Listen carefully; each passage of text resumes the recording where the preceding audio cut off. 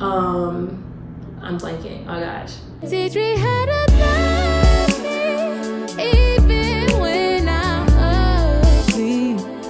Good morning, good afternoon, good night, or whatever type of day it is. Welcome back to my channel. It used to be That's So Nia, but now it is Nia Imani. I have not been here in a while, and I feel like I say that all the time, and I haven't been consistent, but I'm here with another video. I'm starting a series called From an Hbcu Student, because I'm an HBCU student. If you don't know, I'm Nia Imani. I am a sophomore in Spelman College, almost junior, almost more than halfway there. So yeah, that's all I have to say with that. So my first video of this series is going to be scholarship tips, because school is expensive. HBCUs can be really expensive. College is expensive, so I'm going to give you these tips to help make college a little bit more affordable. Tip number one, or question number one, is how do you find scholarships?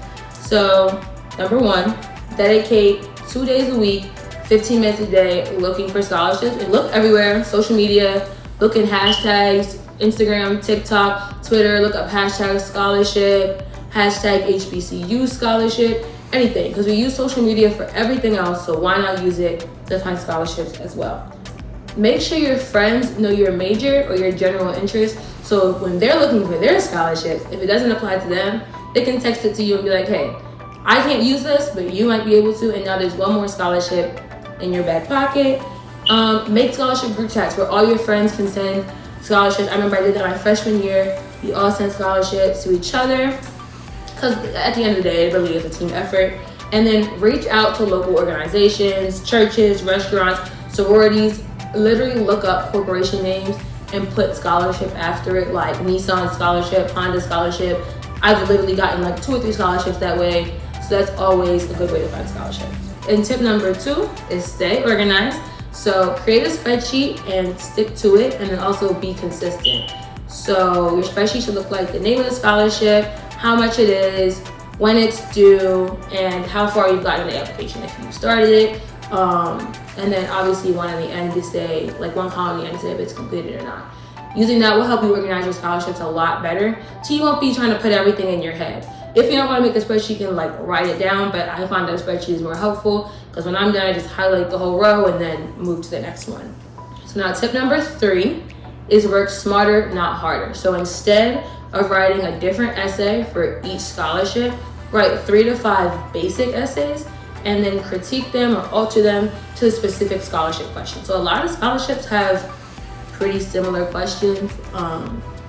From my experience at least, I think the most common questions I've seen is tell us about yourself, tell us about something you overcame, and tell us about your academic and career goals and why you have them. And then I'll also put a list of more general questions in the bio below, so look out for that link. Writing those 3 basic essays will really cut down on time. Now the things you obviously have to worry about is character and word limits. So start with writing a 500 word limit essay, and then if it's 1,000 words, you can cut out, or you can add some parts, and then if it's 500 words, you're straight, and if it's 250 words, just cut some parts out. So you're always able to alter these essays, but at least you have a foundation, so you can maybe cut down an hour of scholarship time to 15 or 20 minutes on one. Now tip number 4 is apply to everything. Like no matter if you're on the lower side of the GPA side, or of the GPA requirement, still apply to it, because you can make up for it in the essay. If it's only $250, apply to it. That's $250 in your pocket. If they have a video interview and you might be nervous about it, still apply to it. Take a little bit extra time practicing your questions, practicing looking in the camera, and I will make a YouTube video about interviewing and the tips with that after this one. So those tips will be available as well. The whole reason you want to apply to everything, because the more you apply to, the higher chance you'll have of getting one of those. So obviously if you apply to only 5, you only have 5 chances to get a scholarship. If you apply to 10, you have 10 chances.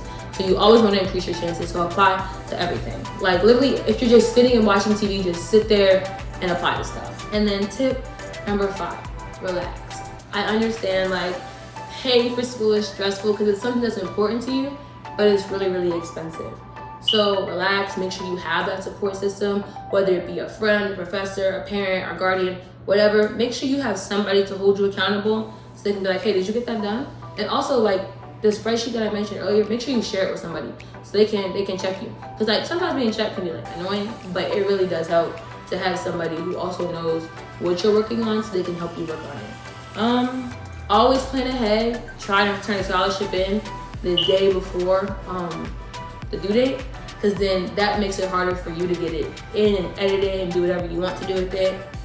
And I think that's everything. So I wish you the best of luck looking for scholarships, and I think that's all I have to say for today. So bye, love, smooches. Teach me how to